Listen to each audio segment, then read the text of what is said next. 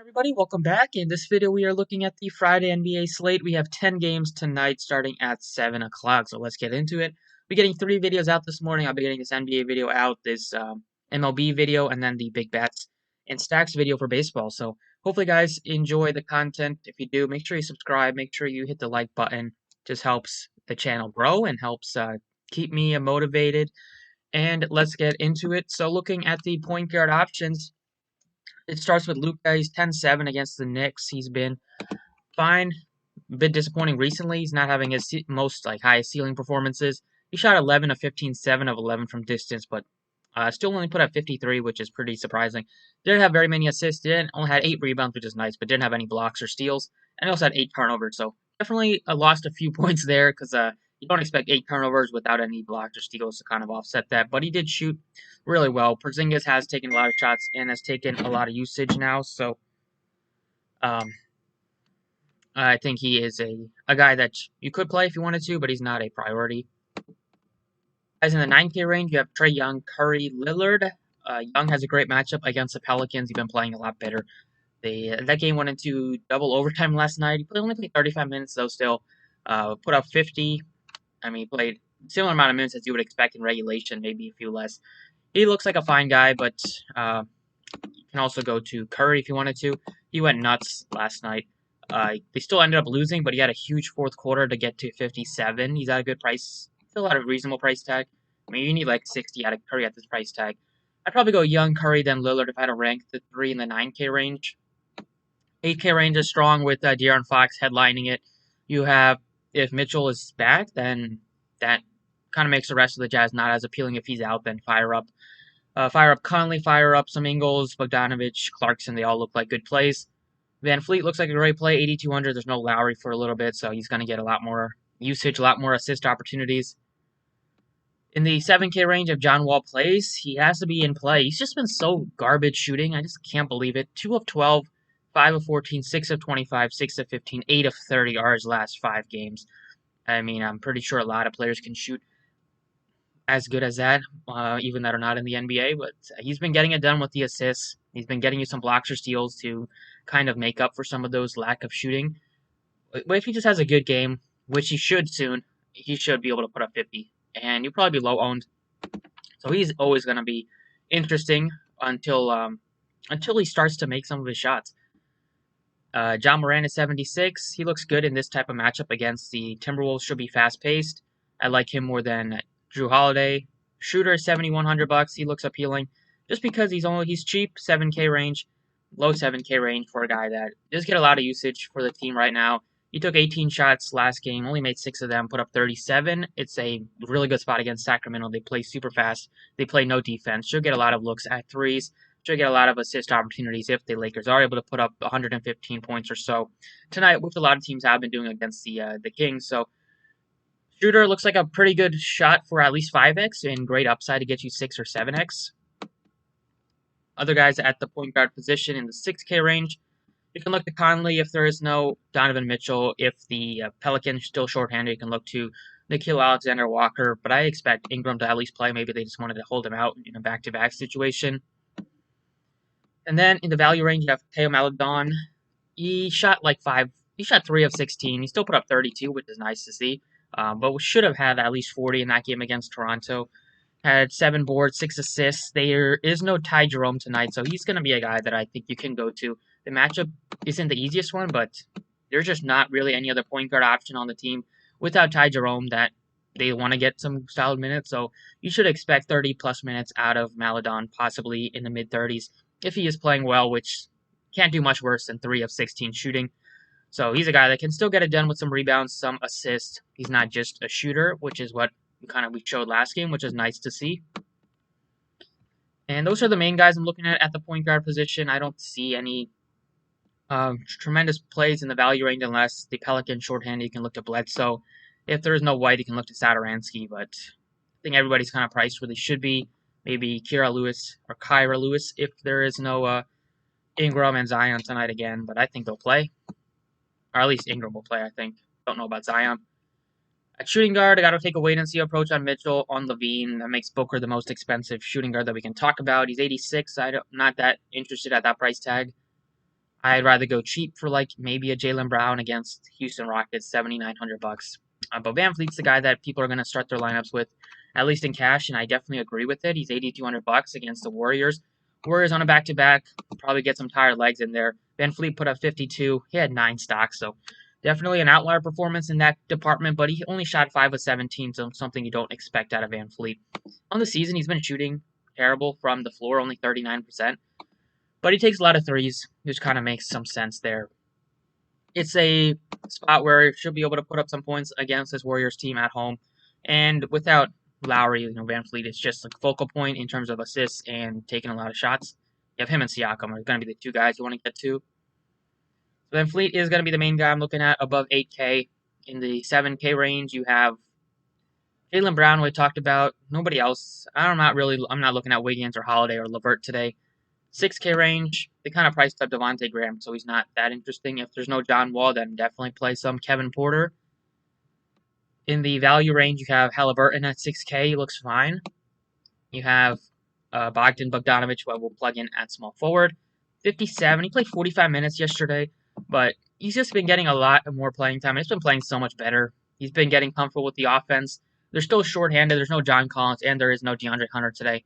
Those guys have already been ruled out, so Bogdanovich should get well north of 30 minutes, possibly 35 or so minutes in regulation, and don't expect 50, but he's still cheap enough to where he has that sort of upside, and seems like a lock to get you at least like 30 or like high 20s, which is fine for me, and he just gives you so much upside, so I'm going to go ahead and put him in at small forward. Other guys at the small forward range, you have Diallo as a potential pivot at 5,200. We have Hart now is on the questionable tag. We'll see if they decide to hold him out tonight on a back-to-back. But it's mainly Bogdanovich, who I really like as a value play. You can go up to a Kyle Kuzma at 72. Can go up to a Gordon Hayward after they got absolutely shellacked by the Nets last night. And you can always go up to Luka if you wanted to, but I think I will not get to Luka today. Then you got Pokusevski as a 5K option who's just going to take a lot of shots. And without Ty Jerome, there's just one less guy on the team to take some minutes and take some usage. Patrick Williams looks like a reasonable value play at 4,400 if there is no Zach LaVine. And that's the main guys to kind of consider. Power forward is Giannis against Portland. This is a great spot for Giannis to kind of get back on track and drop like 60, 65, 70. And against this Portland team, they play fast. There's not any center that or any big guy that can slow him down on the Portland side. So expect Giannis to have a big game. I don't really want to get to 96 for Julius Randle or Sabonis. Zion both have the Q tags. We'll have to see on their statuses. You can go down to a Kristaps 8K if you wanted to save some money and go cheap and go with a bit more cheaper option at power forward. But if I am going cheap, it's going to be for Siakam. He's 78. He's not super cheap, but he is cheaper than some of the other studs priced above him. Looking at this range, he really looks appealing. Just because he gives you a lot of upside, even though he had a bad game. He only shot 2 of 9. You don't expect him to only shoot 9 times. He's been shooting 14, 16, 17, 16, 18, double-digit shots basically every game. A down game against the Thunder, a better spot for him to get back on track against the Golden State Warriors. He also gets a huge bump, as you would expect without Kyle Lowry out there. And then we have Covington, who's been playing great. 61. He never gets a ton of love, but he's been playing great for the team. He lost some minutes due to the blowout, but possibly could have got you 40 DraftKings points for the third straight game last time out. It's against Milwaukee. They play fast. They give up a lot of threes, though, so Covington's been shooting the ball well. Potentially can stay hot once again today at only $6,100. He's a guy that I would have some interest in. And then Roby's priced up to 61, so I'm not looking at him at all. You have to take a wait-and-see approach on Bogdanovich from the Jazz side, depending on Mitchell's status. Pokusevski looks appealing. Patrick Williams looks like a fine option. And then you have Dario Saric. Actually, he's center eligible, but he's $3,800. Speaking of center options tonight, at the top end it's Giannis, it's Karl Anthony Towns. I'd probably go Giannis over Towns today, but both guys are appealing. I don't think I'll get to Randall, Sabonis, Williamson, Vooch. You can go to Christian Wood if there is no John Wall. Capella looks appealing. We dropped 60 last night in that double overtime. Good spot against the Pelicans for Capella.